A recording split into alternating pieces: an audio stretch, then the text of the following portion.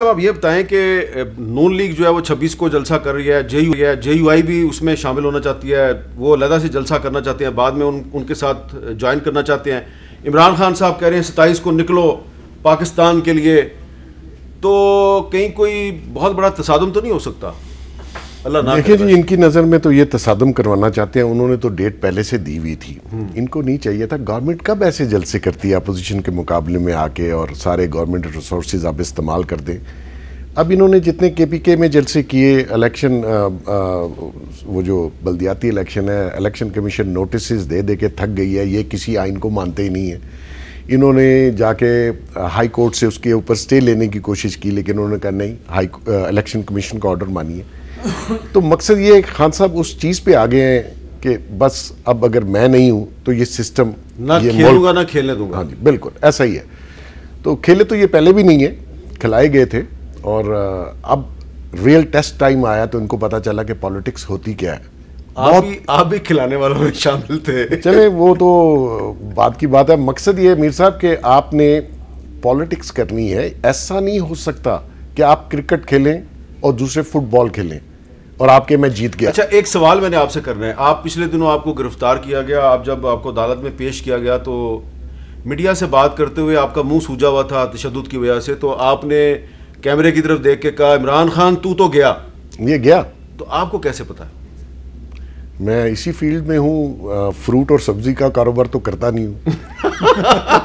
अच्छा ठीक है, ये गया। तो अफाद साहब ने भी वैसे यही बात लिखी है, लेकिन आपका जरा अंदाजे बयां बड़ा दिलकश और दिल नशीन है।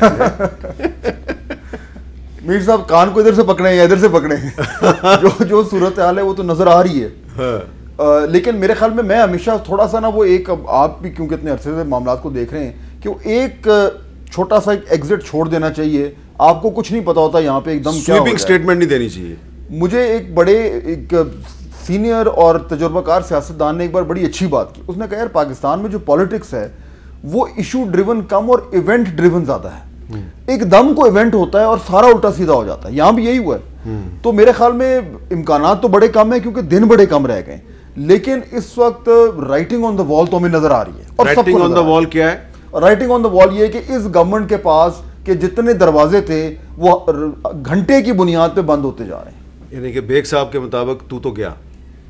बेग साहब उसको उस तरीके से कह रहे हैं, मैं उसको उस तहरीरी तौर पे कह रहा हूं। फाद भाई ने एक बड़ी अच्छी बात अपने आर्टिकल में जो लिखी हुई है कि ऑप्शंस नहीं है। अगर आप फेयर प्ले करना चाहते हैं, जिसके आप बहुत दाई थे, तो फेयर प्ले कीजिए। अच्छा, अब भट्टी साहब जो है वो उनका आपका ये ख्याल, आप वन लाइनर किया आपका कि तू नहीं गया? नहीं, अभी तक कुछ कहना मुझे। अच्छा, अब एक मेरे प्रोड्यूसर की फरमाइश है कि ये भट्टी साहब से वो सवाल करें कि भट्टी साहब कुछ अर्सा पहले तक आप पहले इमरान खान की बड़ी तारीफ करते थे, फिर आपने उस पर तनकीद शुरू की, आजकल आपने फिर उसकी हमायत शुरू कर दिया। तो वो थोड़ा एक क्लिप सुन लेते हैं, फिर आप उस पर अपना तबसरा कर दें।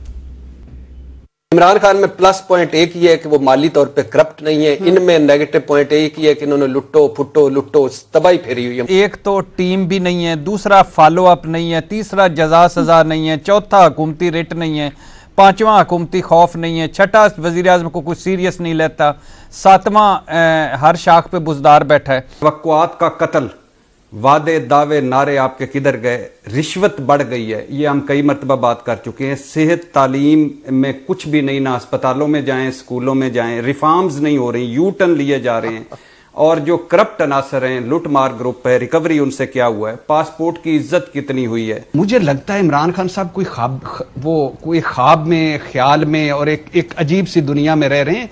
ग्राउंड रियलिटीज का उनको पता ही नहीं है। महंगाई कितनी है, बेरोजगारी कितनी है, लोग कितने तंग हैं। बेसिक चीज ये है कि आप डिलीवर नहीं कर रहे। जी भट्टी साहब, रिश्वत बढ़ गई, आप फिर भी सपोर्ट कर रहे हैं उसको? सर, सब कुछ A to Z।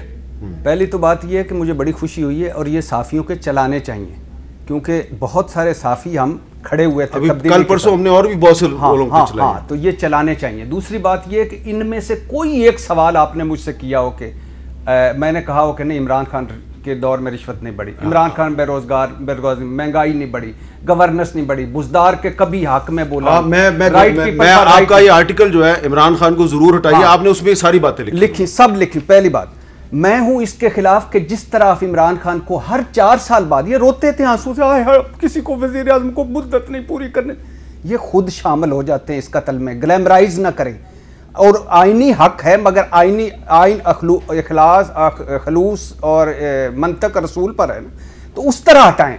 नंबर 1 मेरी सिर्फ इतनी सी गुजारिश है। नंबर 2 लोटा क्रेसी नहीं होनी चाहिए, ना नवाज शरीफ के साथ होनी चाहिए, ना नहीं, लेकिन उसको आईनी तरीके से नहीं हटा रहे। नहीं कौन सा, ये सिंध हाउस में आईन नहीं हो रहा है ये सिंध हाउस में, आप मुझे बताएं। नहीं इधर ही रुक जाए, इधर रुक। अब वैसे सिंध हाउस में कोई नहीं, नहीं मैं कह रहा हूँ नहीं, लेकिन सबसे पहले ब्रेकिंग न्यूज भी आपने मैंने दी, लेकिन मुझे वहां नोटों की बोरियां नजर नहीं, वो पता नहीं मेरे घर पहुंच गई होंगी, वो छोड़ दें। लेकिन आप लेकिन ये देखिए जो भी हो रहा है, ये आर्टिकल 95 के तहत तहरीक में एतमाद पेश सर खुदा के लिए, ये बलूचिस्तान हुकूमत आर्टिकल 95 के तहत गिरी। जरदारी साहब के 2 सेनेटर आईनी तौर पर, सेनेट में जो अभी आपने 2 मरतबा चेयरमैन सेनेट का, वो आईनी तरीके से ही सारा कुछ, तो फिर दोनों में कोई फर्क नहीं, कोई फर्क नहीं। और दूसरी बात, कभी अगले किसी प्रोग्राम में मुझे बुलाइएगा और इन चीजों के खिलाफ मैंने कोई बात की हो तो फिर बात की।